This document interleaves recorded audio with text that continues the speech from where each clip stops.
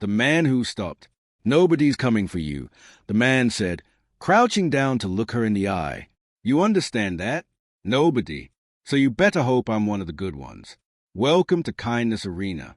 If this is your first time here, hit that subscribe button and follow this story all the way to the end. Drop a comment telling me what city you're watching from. I want to see how far this one travels." The first thing Emily Carter felt when she came back to herself was a heat. Not warmth. The kind of heat that presses down like something with weight behind it, determined to flatten you against the earth and keep you there. "Help!" she croaked. Nothing answered but wind moving across nothing. She was 20 years old, tied to the rusted post of an abandoned property fence in the middle of the Nevada desert, the sun directly overhead with no shadow anywhere. 4 days earlier she'd gotten into a car with 3 strangers, Troy, Carla, and a third man whose voice she'd only half heard, who'd promised to get her to California, to a fresh start. She'd been running from Ohio, from a situation that would have killed her eventually anyway, and she'd been so desperate to believe someone that she ignored every warning sign her body gave her, the exchanged glances, Carla's 2 specific questions, Troy's phone calls in a language she didn't recognize. The last clear memory was a rest stop. Troy handed her a water bottle. "You look dehydrated. Drink this." She'd been so thirsty she hadn't thought twice. After that, pieces, arguing voices, the bite of something around her wrists, and a voice, maybe Carla's, saying, "Nobody's going to find you out here. Nobody even knows to look." She tried the zip ties until her wrists were raw. Nothing gave. She had no phone, no water, no shade, and no one who knew where she was. She'd been deliberately vague about her route, afraid of being followed by the man she'd left behind in Ohio. That vagueness had erased the one thread anyone might have pulled to find her. Then she heard it. Low, rhythmic, mechanical motorcycle. She threw everything she had into a scream. It cracked her voice wide open, but it had volume. Animals. Desperate. The motorcycle slowed. Stopped. A huge man swung off the bike leather vest, gray at the temples, a face that had been lived in hard. The top rocker on his cut red Hell's Angels. Bottom rocker, Nevada. Emily's relief and terror collided so completely she started crying before he'd even reached her. He didn't run. He walked, steady, assessing the fence post, the zip ties, the empty horizon in both directions before he ever looked at her face. "How long?" he asked. Not who did this. Not are you okay. Just how long? "Since yesterday morning. I think maybe longer." He pulled a folding knife from his vest and held it out sideways so she could see it clearly before he moved. "For the zip ties," he said. Nothing else. 10 seconds later she was free, and the blood rushing back into her hands hurt so badly she nearly collapsed. He caught her, lowered her down slowly instead of letting her fall. "Easy. Don't try to stand yet." He gave her water, watched her drink without trying to hold the bottle for her like he understood she needed to do at least one thing herself. "What's your name?" "Emily. Emily Carter." "Jack Mitchell." She told him what happened. When she said she didn't think the 3 of them planned to come back, Jack said, flat and certain, "No, they didn't." The word landed like a stone in still water. They had left her there to die. "Why did you stop?" she asked. "People drive past people all the time." Jack looked at her for a long moment. "Because you were screaming," he said, like there was no other possible answer, like the idea of not stopping had never once been available to him. "And I was right there." His phone had no signal, but he wasn't leaving her. "You're not going back to that fence post," he said. "You're not going back to being alone. That's over." He'd already put out a call on his chapter's group channel before his signal died. Other riders were on this stretch today. He gave her an emergency blanket, a protein bar, a second bottle of water, and sat with her in the dirt while they waited. "You said nobody was coming for me," Emily said. "You said I should hope you're one of the good ones. Are you?" Jack looked at his hands, the tattooed knuckles, the old scars. "I've done things that weren't good," he said, "a long time ago. I've also been the person who stays when the leaving would have been easier, about 100 times over." He looked at her. "Right now, I'm the one who stays." Word came back through the chapter faster than the county could have managed alone. A brother 12 miles east had picked up the signal and called it in. EMS and the sheriff arrived, raising dust plumes visible for miles. When the paramedics and a young deputy looked at the scene, a Hells Angels biker sitting calmly in the dirt beside a rescued girl, Emily watched their expectations visibly recalibrate. The deputy asked Jack for ID, ran through it methodically, cooperative, unbothered. You cut her loose? Yes. Small thing, big thing. By the end, the deputy's posture had shifted from managing a possible problem to taking a witness statement. As they loaded her into the ambulance, Emily turned back. Thank you, she said. It felt like the wrong unit of measurement for what he'd done, but it was what she had. Jack just nodded. No performance in it, just acknowledgement that something irrevocable had happened, and now they both lived in a world where it did. 40 minutes. He'd sat with her for 40 minutes in the Nevada summer with nothing to gain and everything. The deputy's suspicion, the assumption that comes first for men who look like him to lose. He stayed anyway. If you are enjoying the story, click the subscribe button in your notification so that you will get our other stories once it's posted. At the hospital, a woman with a silver braid and a paper grocery bag appeared at the curtain. You don't know me, she said. I'm Diane, Jack's wife. He called and said you might not have anything to change into or eat anything real today. Emily stared at her. He called you? First thing? My husband sat in the desert with a stranger for 40 minutes. Diane said, settling into the chair without being invited. That means something. When Jack stays, there's a reason. Emily called her mother for the first time since she'd left Ohio. She didn't say I told you so, and neither did her. Mom, just her name, and the sound of a woman trying to stay functional while someone she loved was in pain. Later, Emily asked Diane how she and Jack had met. Diane told her. Jack came home from his second Marine deployment at 26, not sleeping, not eating right, carrying an anger he had nowhere to put. The chapter gave him something to come back to. People see the patches and make their decision, Diane said. But those same men drove my sister-in-law's mother to chemo for 8 months. Rebuilt a family's house after fire. None of that makes the news. I'm not asking you to form an opinion. I'm just telling you who sat with you in the desert. A detective was coming the next day. Emily's case, it turned out, wasn't isolated. Diane's face sharpened at that. Jack's chapter has been tracking movement on these roads for 2 years, she said. He's going to want to know. Jack arrived within the hour, still in his cut. When Emily told him what the deputy had said, he stepped out and made a call. You remember that run 2 months back, the rest stop at mile marker 47? I need you to pull everything we documented. All of it. Because a girl almost died today, and it wasn't random. Mile marker 47 was the rest stop where Troy had drugged her. Jack's chapter had flagged it twice in the past year and reported it both times.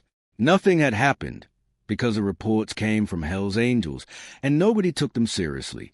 So you've been watching, documenting, reporting, Emily said slowly, and it just goes in a file somewhere. That's been the pattern, Jack said. And today it happened anyway. Detective Sandra Reyes arrived the next morning with a photo, a heavy-set man, mid-40s, pale eyes. Emily recognized the car in the background. His name was Gerald Mott, 14 months on the department's radar for a trafficking network running these exact routes. The woman Emily described as Carla matched the description tied to Mott for 2 years. Trafficking. The word organized everything into a shape Emily hadn't let herself name. Jack, arms folded in the corner, asked Reyes directly whether the reports his chapter had filed on those roads had ever been followed up on. Reyes admitted, after a long pause, no, they hadn't. Then what we have, Jack said, is 2 years of documentation, photographs, plates, patterns, dates that we kept for ourselves after the department didn't act. He held up his phone. I'd like to know if that's something you want to look at. Reyes took a breath. Yes. I want to look at it. There were 2 other women, Reyes told them quietly, connected to the same network in the last 18 months. Neither of them had had someone stop. They should know they're not alone, Emily said. Reyes agreed to see what she could arrange. The story broke publicly before the investigation was ready for it. A lawyer named Richard Hollis held a press conference outside the sheriff's department, framing his clients Carla and Troy, both now in custody as victims manipulated by a dangerous criminal organization, casting Jack and the Hells Angels as a threat and Emily as a compromised witness. Emily turned off the radio. They're using me as a reason to go after him, she told Diane. which means the only person who can say I'm not compromised is me. I want to give a statement to the press. A victim's advocate named Beth Calloway helped her prepare it. Full accuracy, no editorializing. Don't fill silences. Don't answer questions that weren't asked. At the press conference, Jack sat 3 chairs down, cut on, unedited. Emily told it straight, the rest stopped. The fence post, the zip ties, the sound of a motorcycle slowing at the exact right moment. She named the 2 years of ignored reports. She said the phrase not adequately followed up on, and let it sit exactly as long as it needed to. Richard Hollis called Jack Mitchell a dangerous criminal. She said, looking straight into the camera. I'm telling you what he actually did. I was there. This man saved my life. And the system that should have caught this before it got to me failed because it couldn't get past what he looked like. When a reporter asked Jack directly if he had anything to add, he leaned into the microphone and said 3 sentences. I stopped because someone needed help. I stayed because that's what you do. The records we kept are with Detective Reyes now, and I hope they help her close this. The story moved fast after that. Investigative reporters pulled the chapter's original reports from public record. A retired sheriff's deputy went on record admitting that reports from bikers had historically gotten lower priority, clean, detailed, dated reports that would have been followed up on by anyone else. Within days, Carla's lawyer negotiated her cooperation. A third suspect, Carl Rohr, connected to Mott for years, was arrested in a motel outside Battle Mountain with $12,000 in cash and a notebook full of names, dates, and locations that cracked the case wide open. It went federal. It went to Mott. Reyes called with the news each time it moved. Every step traced back to the same 2 years of documentation nobody had wanted. Weeks later, Emily drove to the chapter's building in Reno. Nothing like the movies, just a converted commercial space, motorcycles in the lot, men who nodded and gave her room. She found Jack at a workbench. I wanted to see where you come from, she told him. I wanted to understand the thing that made you who you are. What did you figure out? That it's the same thing that made you file those reports for 2 years when nobody listened, and the same thing that made you stay in that desert for 40 minutes. It's not 2 things. It's 1 thing. You decided a long time ago what you were responsible for, and it's a bigger territory than most people would claim. She told him about a new communication line the chapter had just been offered, a deputy from the Northern Roots wanting a real, formal channel so reports would finally get treated seriously. Jack had been waiting years for that call. You filed those reports because it was right, Emily said. You stopped on that road because it was right. And all of it is connected. And all of it is moving. I wanted you to hear that from me, not from the news. She told him she was going to keep speaking publicly about policy briefings, advocacy, telling the truth about the reporting gap, whatever attention it brought his chapter. Let them, Jack said simply. We didn't file those reports expecting anyone to thank us. We filed them because they needed to be filed. Then, quieter, yeah, we're in.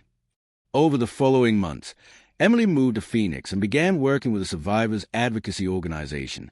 She met Rosa, one of the 2 other women from the same Network 31, steady-handed, careful in the way of someone who'd survived by going quiet inside it. You're shorter than I expected, Rosa said the first time they met, and something in the room eased.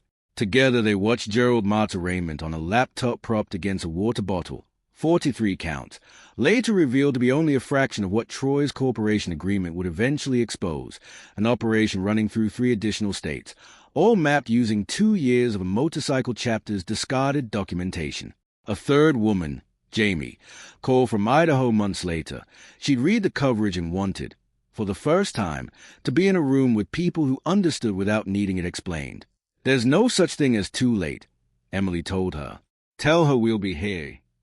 In October, Emily sat alone in the gallery as Troy and Carla were sentenced 11 years and 8, respectively. Neither looked at her. She felt what she felt, the rage she'd stopped apologizing for, and underneath it, something closer to completion and forgiveness, a circle finally closing.